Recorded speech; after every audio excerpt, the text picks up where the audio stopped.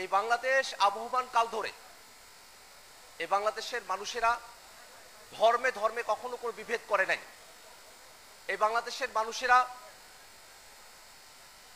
সম্প্রীতিতে বসবাস করে এসেছে।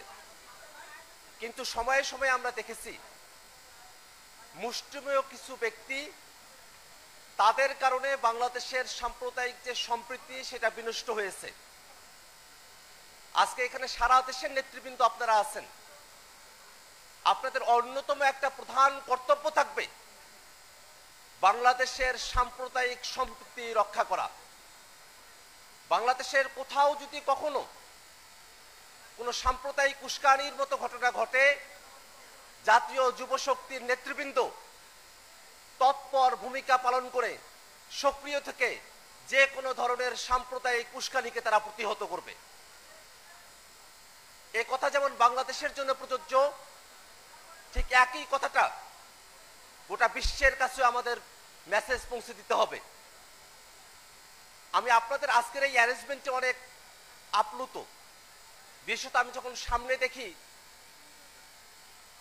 এই বিশ্বের বুকে সব থেকে নির্যাতিত মজলুমদের দেশ, আমাদের ভাইদের দেশ, স্বাধীন ফিলিস্তিনের পতাকা যখন আপনারা উড়িয়েছেন, তখন এই অনুভূতি যে ফিলিস্তিনে আমরা যেমন স্বাধীনতা চাই, তেমনি ভাবে এই বাংলাদেশে আমরা সম্প্রীতি চাই, গোটা বিশ্বের বুকে আমরা সম্প্রীতি চাই, সেই বার্তা আমরা দিতে চাই। ভাইয়েরা আমার, এই বাংলাদেশে এতগুলো মানুষ জীবন দিলেন, এতগুলো মানুষ রক্ত দিলেন, এর বিনিময়ে আমরা যা পেতে চেয়েছি তা হলো এক ফেসিবাদ মুক্ত, ফেসিবাদী শাসন ব্যবস্থা মুক্ত এমন এক বাংলাদেশ, যে বাংলাদেশে গণতন্ত্র থাকবে, জবাবদিহিতা থাকবে, ক্ষমতার ভারসাম্য থাকবে।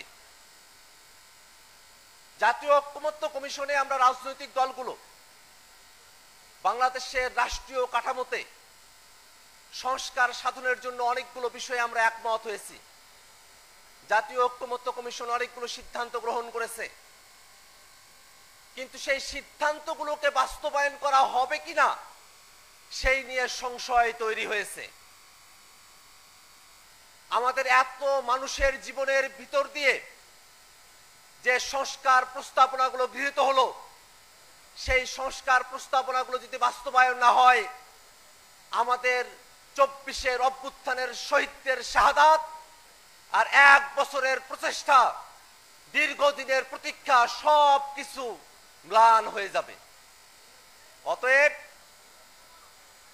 আমরা আহ্বান রাখছি, টেবিলের আলোচনাতেই সংস্কার বাস্তবায়নের পথ নিশ্চিত করতে হবে। যদি টেবিলের আলোচনায় সংস্কারকে বাস্তবায়ন করা না হয়, রাজপথ দখলের প্রস্তুতি নিতে হবে। ভাইরা আমার, বাংলাদেশে যদি সংস্কারকে বাস্তবায়ন করার জন্য 24-এর অভ্যুত্থানের মতো করে আমাদেরকে আবার রাজপথে আসতে হয়, এই জাতীয় যুব শক্তির নেতৃবৃন্দ কি রাজপথে আসতে প্রস্তুত আছে? আপনাদেরকে প্রতীক্ষা নিয়ে থাকতে হবে, সতর্ক দৃষ্টি রাখতে হবে। যদি সংস্কার নিয়ে কোনো টালবাহানা করা হয়, যদি সংস্কারকে কার্যকর করা না হয়, তাহলে রাজপথ দখলে নিয়ে সংস্কারকে বাস্তবায়ন করতে হবে। আমরা বারবার একটা কথা বলেছি, শুধুমাত্র জেন্টলম্যান এগ্রিমেন্ট দিয়ে সংস্কারকে কার্যকর করা সম্ভব নয়। জুলাই সনদকে আইনি ভিত্তি দিতে হবে। এলএফও করে প্রেসিডেন্টের অর্ডিন্যান্স দিয়ে যে পন্থায় সম্ভব, সেই পন্থাতেই জুলাই সনদের কার্যকারিতা নিশ্চিত করে জুলাই সনদের ভিত্তিতেই সামনে নির্বাচন আয়োজন করতে হবে। নির্বাচনের সময়সীমা নিয়ে আমাদের আপত্তি নাই, কিন্তু সংস্কার এবং বিচারকে পাশ কাটিয়ে নির্বাচন হলে সেই নির্বাচন বাংলাদেশের মানুষের কাছে গ্রহণযোগ্য হবে না।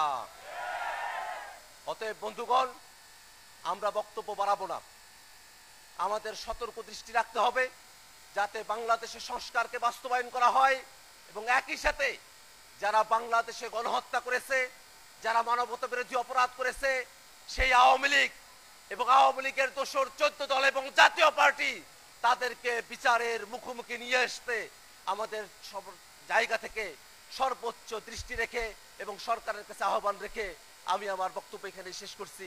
ইনকিলাব জিন্দাবাদ।